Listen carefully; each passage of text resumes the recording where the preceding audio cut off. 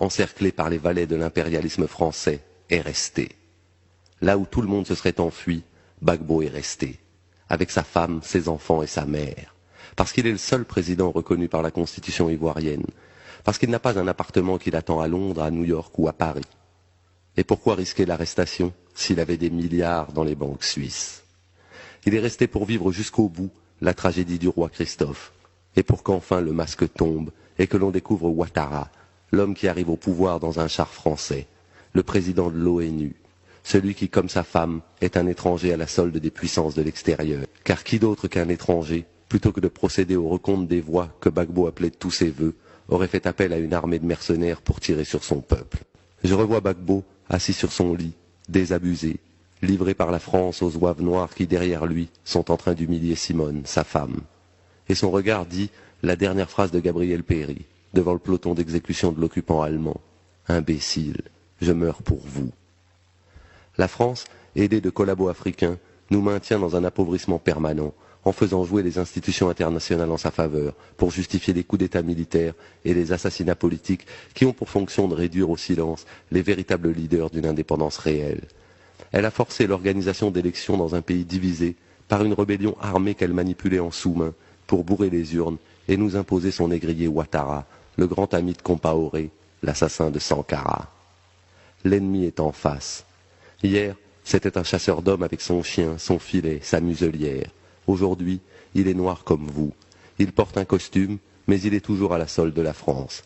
Et croyez-moi, les enjeux financiers en valent la chandelle.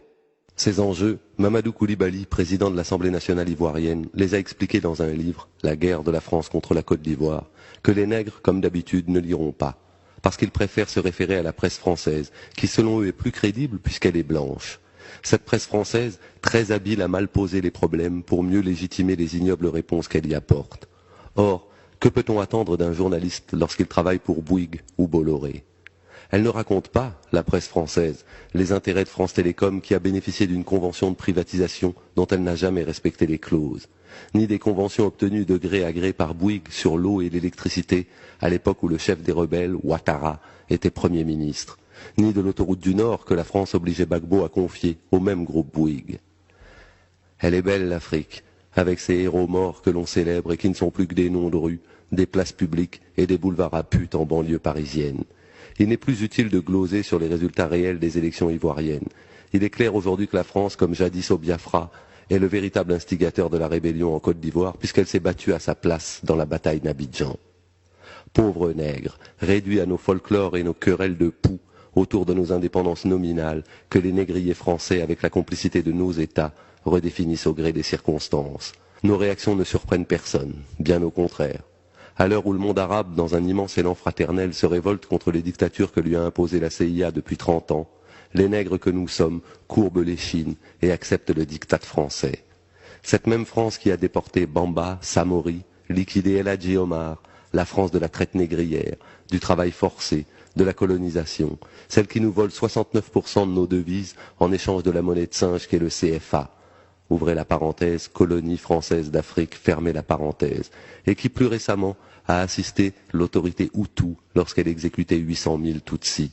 La France qui bourre les urnes au Gabon et au Togo, celle qui chasse l'Issouba du pouvoir pour s'emparer du pétrole congolais, cette même France qui humilie vos frères et sœurs tous les jours dans toutes les préfectures de France et de Navarre, vous demande de croire aux canulars montés de toutes pièces par la diplomatie française et les flics de la presse, et en bon nègre, vous courbez l'échine.